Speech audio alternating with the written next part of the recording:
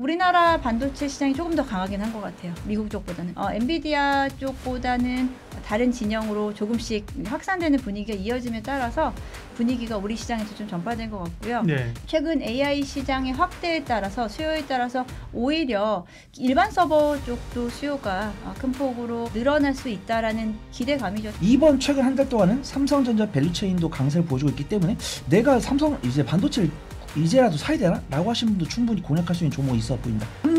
3년 뒤 한 55만원, 2년 뒤 44만원, 1년 뒤 39만원, SK하이닉스는 삼성전자를 지금 딱 사가지고 삼성전자 쪽으로의 수급이 본격적으로 9월부터 유입이 되기 시작했고요. 물론 그 전부터 이제 SK하이닉스도 있었지만 삼성전자 수급 유입에 따른 지수 상승 같이 나타나면서 계속 그 수급을 한쪽으로 다 쏠리다 보니 더 관성의 법칙에 의해서 소부장 종목까지 해서 지속적으로 9월 상승률이 가장 좋았던 섹터인 것 같고요. 예.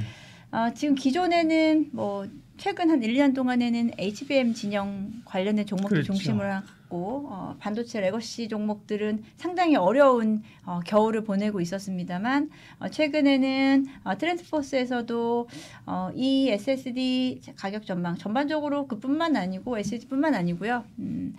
반도체 업황에 대한 개선과 함께 전체적인 뭐 메모리 반도체 가격의 상승을 성장에 대한 부분을 전망을 하고 있는 상황입니다.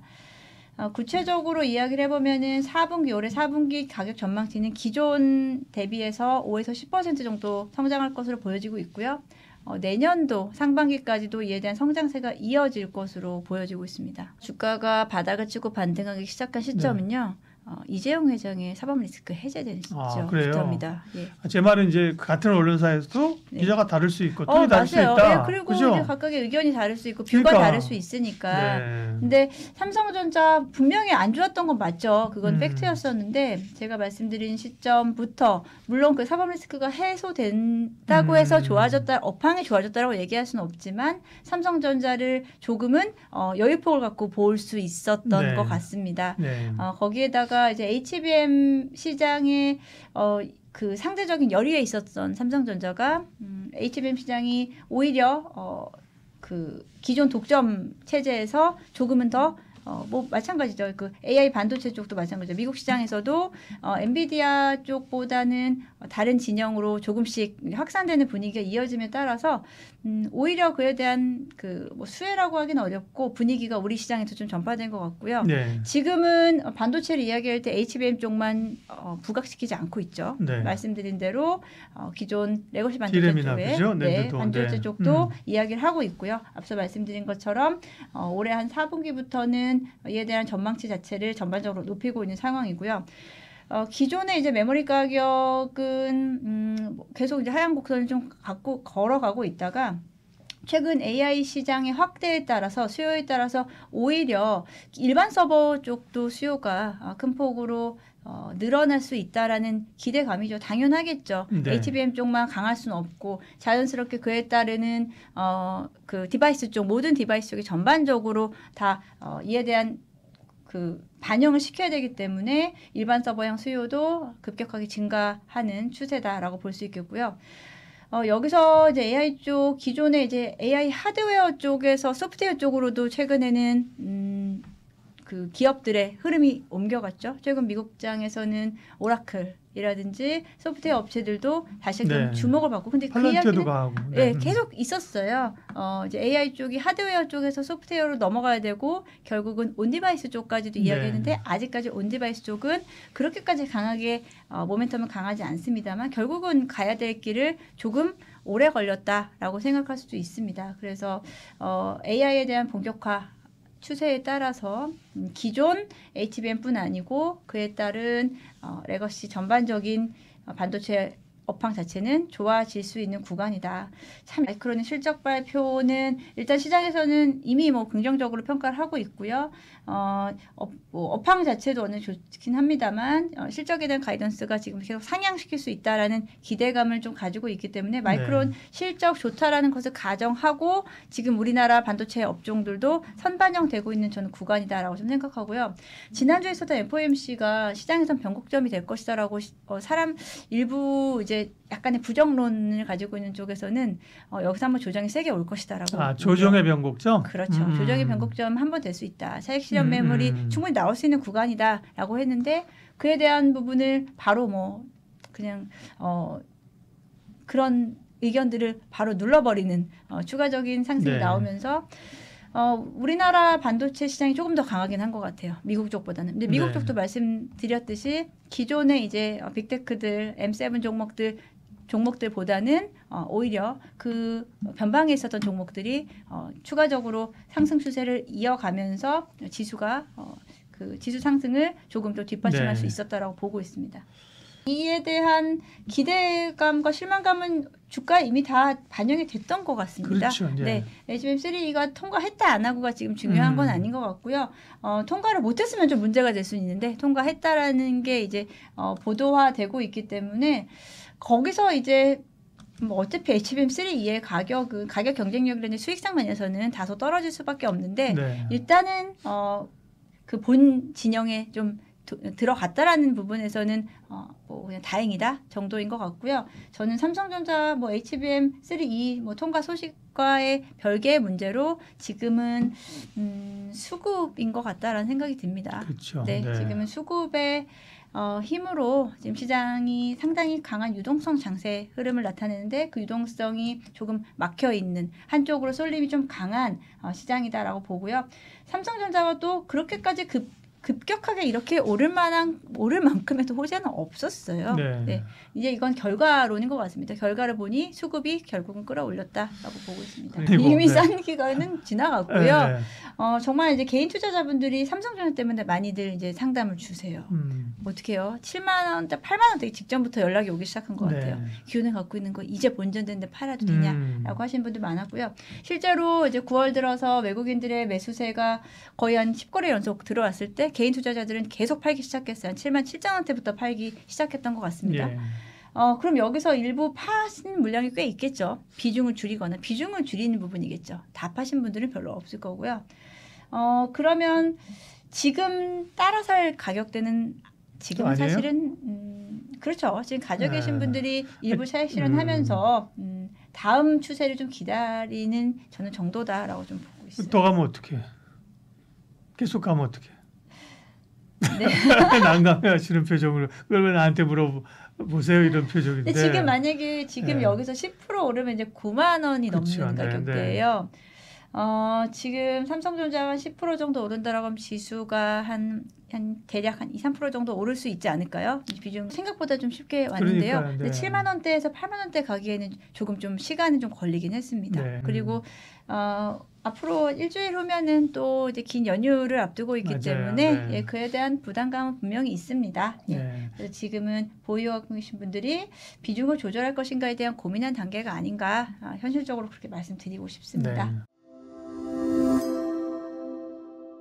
이제 와서 이렇게 산다 그러면 가슴이 아픕니다. 왜냐하면은 제가 늘 말씀드린 섹터가 획일화되어 있기 때문에 그렇죠. 제가 봤던 시장 진단은 대부분 맞는 편이고 이런 이야기 하면 이제 구독자분들 싫어하시더라고요. 내가 뭐랬냐. 이런 이야기하면 이제 구독자분들께서 싫어하시는데 그런 이야기대로 되고 있다. SKS 같은 경우 사실 작년 뭐 8월, 9월부터 뭐 18만 할 때도 사도 된다라고 말씀드렸었고 네. 삼성전자 같은 경우 저도 자세를 고쳐한 지가 한 석 달 정도 됐는데 삼성전자 탄력이 붙은 지가 한 달 반. 그때가 이제 AMD 파운드리 수주 때 그때가 완전히 바닥이었고 최근에 뭐 AMD나 뭐 테슬라나 뭐 차량 반도체 이런 뭐 파운드리 뉴스 나오고 있고 꾸준히 이제 HBM뿐만 아니라 HBF까지 뉴스가 나오면서 이제 삼성전자, SKS가 강세를 보여주고 있는데 퍼가 점점 올라가더라고요. HBF는 뭐예요? 이제 HBM이 이제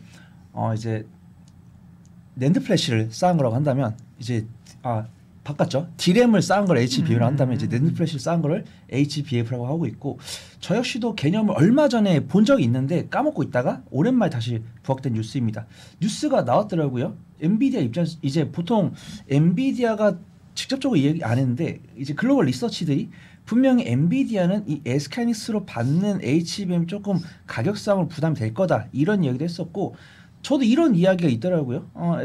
엔비디아는 자기들이 이익률 70%가 나오면서 SK하이닉스가 이익률 38%가 나오니까 아 저건 너무 이익률 많이 나온 거 아니냐 이런 이야기를 하더라고요. 그래서 골드만삭스 입장에서는 매출처 다변화가 될 거다라고 보고 있는데 저는 그런 이야기를 그 기업 담당자, IR 담당자가 직접 하기 전에는 뭐 시기상조다, 아직 뭐 크게 고려치 않을 부분이다라고 판단하고 있는데 확인이 안 된다라고 봐야 되죠. 일단 가장 이 AI 반도체 관련해서 좀 시발점이 되어졌던 게 오라클이 아닌가 그렇게 판단되고 있고 저번 주에 오라클 실적 발표했을 때 오라클의 전체 실적은 전망치에 약간 부합되지 않았지만 이 오라클이 하고 있는 사업들 중에서 이제 데이터 센터 부분에서는 이제 전년 동기 대비해서 70% 이상 실적을 보여줬고 그들도 좋은 실적을 보여주면서 아 우리 뭐 설비 투자 이만큼 했으면 다 한 것 같습니다라고 했으면 뭐 죽겠지만 이 투자는 지속이 돼야 된다 이런 이야기 나오면서 관련 종목들이 강세를 보여주고 있다라고 판단되고 있고 지금 8월 27일에 엔비디아 실적 발표했고요. 그다음에 9월 25일에 마이크론 실적 발표할 거고 TSMC의 분기 실적 발표는 10월 16일이지만 매월 매출액을 발표해주고 있는데 그런 매출액이 견조하게 나오고 있습니다. 근데 저는 팩트 체크는 해야 되는 게 만약에 반도체가 가치 투자 섹터면은 이거 엄청 잘했다라고 이야기를 했지만 반도체를 성장 섹터다라고 보고 계시기 때문에 절대적 수치도 증가를 해야 되지만 이익률도 봐야 되거든요. 근데 엄밀히 봤을 때 이익률은 점차 줄어들고 있습니다. 근데 절대적 실적 증가폭보다 주가 상승폭이 덜하다 보니까 관련 전방 기업들의 주가 수익률이 낮아지다 보니까 저는 반도체는 강하게 사야 된다라고 거의 1년 4개월 넘게 말씀드리고 있는데 그동안은 사실 삼성전자, SK하이닉스 밸류체인 요 정도만 강세를 보여줬다고 했을 때는 이번 최근 한 달 동안은 삼성전자 밸류체인도 강세를 보여주고 있기 때문에 반도체를 보유하신 분들 정말 행복한 월간이 되셨을 거고 내가 삼성 이제 반도체를 이제라도 사야 되나? 라고 하신 분도 충분히 공략할 수 있는 종목이 있어 보인다.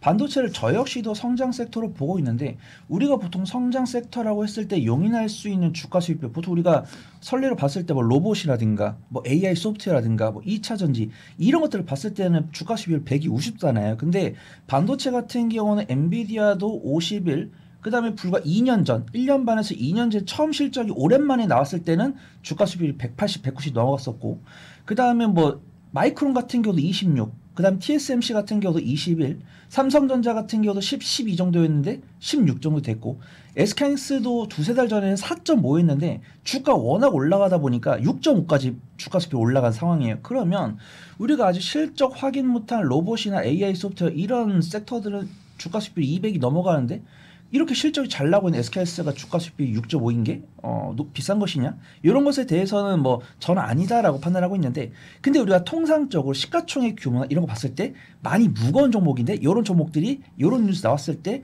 뭐 6%, 7% 움직이는 것은 부담된다라고 판단을 하고 있고요.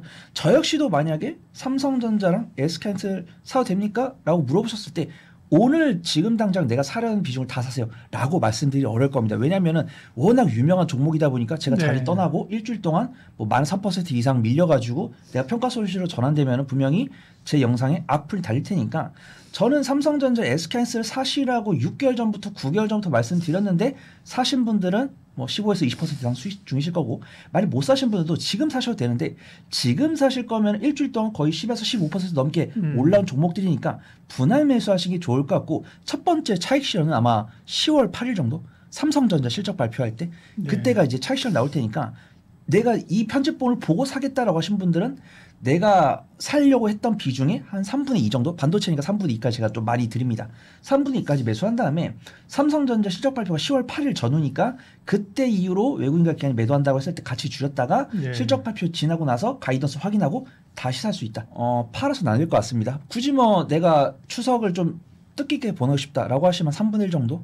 왜냐하면 저는 항상 내가 이 섹터를 살까요 말까요에 대한 뷰는 이 섹터가 보여준 실적과 이 섹터가 안고 있는 실적 전망치를 보고 말씀드리는데 내가 이거를 매도 임할 때는 기술적 분석을 해드립니다. 근데 오늘도 외국인과 기관이 뭐 장 초반에는 뭐 가속성을 봤을 때는 외국인과 기관의 매도세가 나오는 부분들이고 삼성전자, SK하이닉스가 바닥 대비 많이 올라오다 보니까 일봉 차트 봤을 때 위아래로 꼬리가 많이 달리는 모습입니다. 그래서 꼬리가 있을 때는 강홀딩하기 어려운 건 사실이다.